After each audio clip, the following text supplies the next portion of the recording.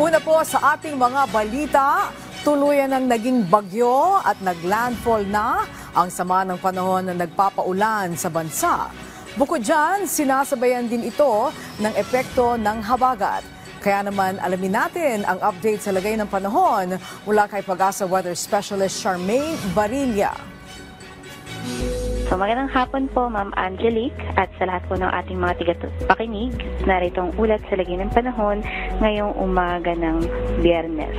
Yung binabantayan nating low pressure area ay naging isang ganap ng bagyo at umabot sa kategoryang tropical depression na may pangalan na Isang at papalandfall na nga o padaan na dito sa kalupaan ng Kasiguran Aurora. Kaninang alas 10 ng umaga ay huling namataan ang sentro ni Tropical Depression Isang sa layong or dito sa may area ng Kasiguran Aurora. Ito ay may lakas ng hangin na maabot ng 55 km per hour malapit sa sentro nito at mga pagbugso ng hangin na maabot naman ng 90 km per hour.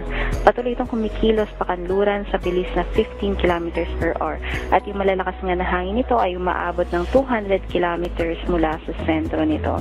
At base nga sa ating senaryo, nakikita natin na mamayang gabi ay nakatawid na siya dito sa may area ng West Philippine Sea at papalabas na ng ating Philippine Area of Responsibility bukas ng umaga.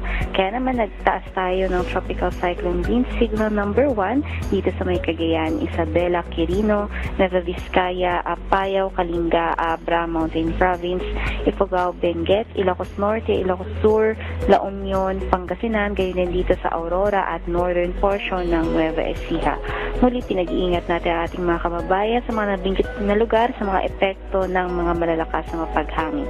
Inaasahan din natin na maaari pang lumakas itong bagyo at umabot nga ng kategoryang tropical storm bago ito makalabas ng ating Philippine Area of Responsibility. Samantalang, meron din tayong nakataas na heavy rainfall warning yellow dito sa may areas ng Metro Manila, Bataan, Cavite, Nueva Ecija, gayon din sa portions ng Zambales at Bataan. Kaya muli, pinag-iingat natin ang ating mga kababayan sa mga malalakas pag-ulan sa mga nabanggit na lugar.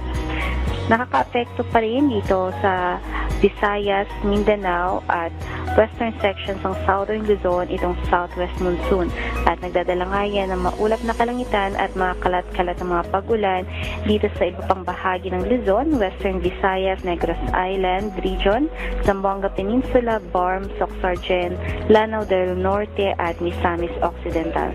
Samantalang yung LPA naman ang direktang nakaka-apekto dito sa may Metro Manila, Ilocos Region, Cordillera, Administrative Region, Cagayan Valley, Central Luzon, Laguna, Quezon, Rizal, Camarines Norte at Camarines Sur. So nakikita natin, ang apektado nitong bagyo ay dito mostly sa areas ng Luzon at dito rin sa may western sections ng Visayas. So ngayon, sa nakita natin nga sa ating satellite ay meron nga tayong low pressure area na binabantayan, ngunit sa ngayon ay mababa pa yung chance nito na maging isang ganap na bagyo at inaasahan nga natin na papasok ito sa loob ng ating Philippine Area of Responsibility sa susunod na 12 oras. Sa nakikita natin ay yung paghina niya ay posible, ngunit pag karating dito sa may area ng West Philippine Sea, lalakas na naman uli ito at maaaring umabot yan ng kategoryang tropical storm. So sa ngayon, ang galaw ng bagyo ngayon ay umaabot nga ng 15 km per hour at posible na meron pang mga pagbabago sa bilis ito, lalong-lalo na kapag nandito na siya sa karagatan ng West Philippine Sea.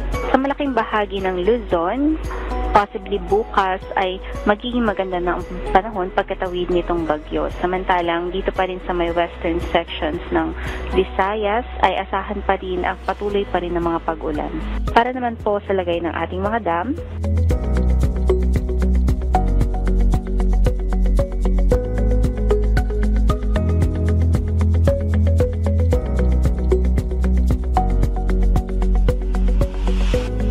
at yan po ang latest mula dito sa DOST Pag-asa Weather Forecasting Center, Charmaine Barilla, nag-uulat. Maraming salamat, Pag-asa Weather Specialist Charmaine Barilla.